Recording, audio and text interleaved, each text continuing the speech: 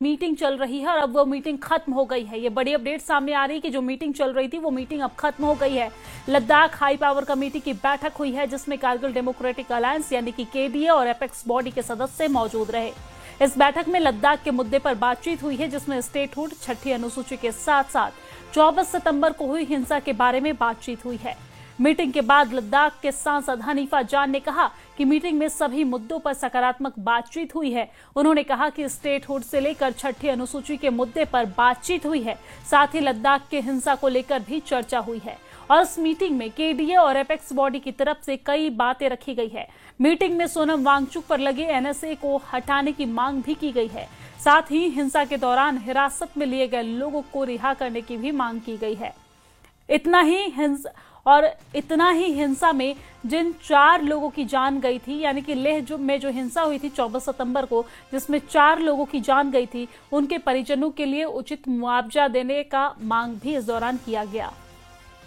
सांसद हनीफा जान ने उम्मीद जताई है कि जल्द लद्दाख की समस्याओं का समाधान होगा।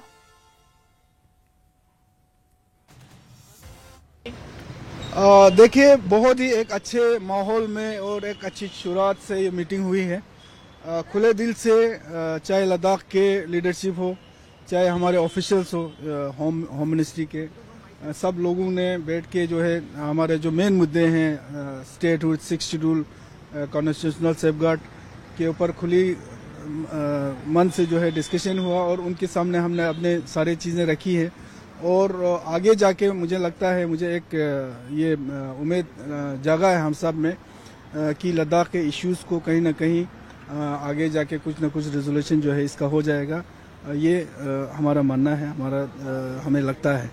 तो शुरुआत हुई है, अभी एक ही मीटिंग में तो कोई फैसला होना मुश्किल है, लेकिन हमने ये गुजारिश यही किया है कि एक टाइम बाउंड में, बहुत ही कम समय में कुछ मीटिंगों में जो है वो इन इश्यूज़ पे जो है सही तरीके से मंथन करके जो है इसका रेजोल्यूशन कर रहे हैं। इसमें हमने बाकी जो हमारे जो मेन मुद्दे हैं, स्टेटहुड, 6th शेड्यूल के अलावा हमने जो हमारे लद्दाख में जो 24 तारीख को घटना घटी, उसके बाद जो स्थिति वहाँ बनी है, उस पर भी हमारे जो डिमांड थे, ये जुडिशरी इंक्वायरी का तो इन्होंने अनाउंस किया है, लेकिन जो हमारे जो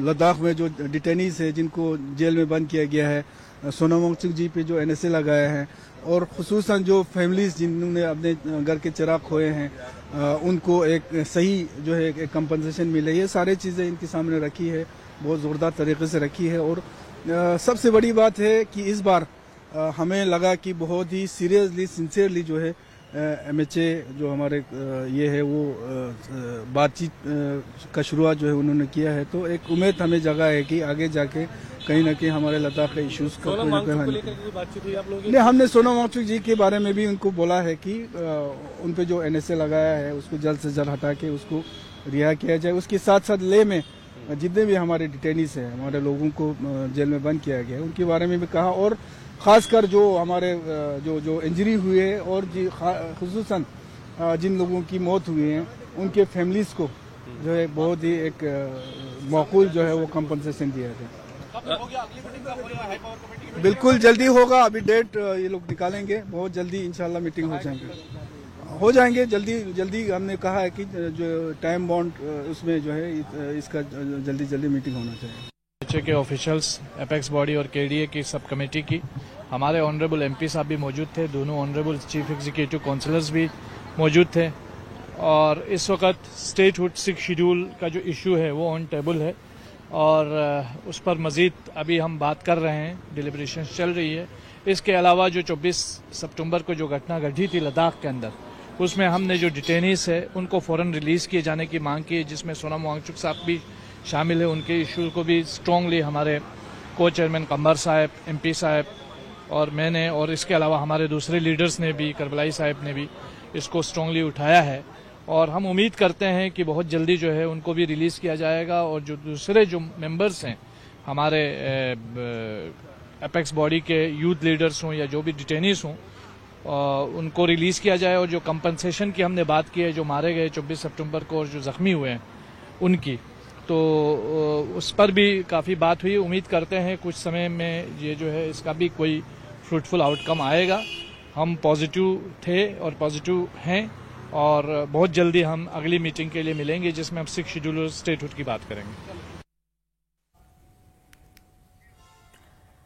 और इसी खबर पर ज्यादा जानकारी के साथ हमारे संवाददाता खुर्रम हमारे साथ लाइव जुड़ गए हैं। खुर्रम, मीटिंग में क्या कुछ बातें हुई है? क्या जो उम्मीद यहां पर केडीए की तरफ से लगाई जा रही थी, क्या जो उम्मीद सांसद हनीफा जान की तरफ से लगाई जा रही थी और लेह एपेक्स बॉडी की तरफ से लगाई जा रही थी, गृह मंत्रालय की तरफ से, उन सभी बातों पर पॉजिटिव रिस्पॉन्स सामने आया है?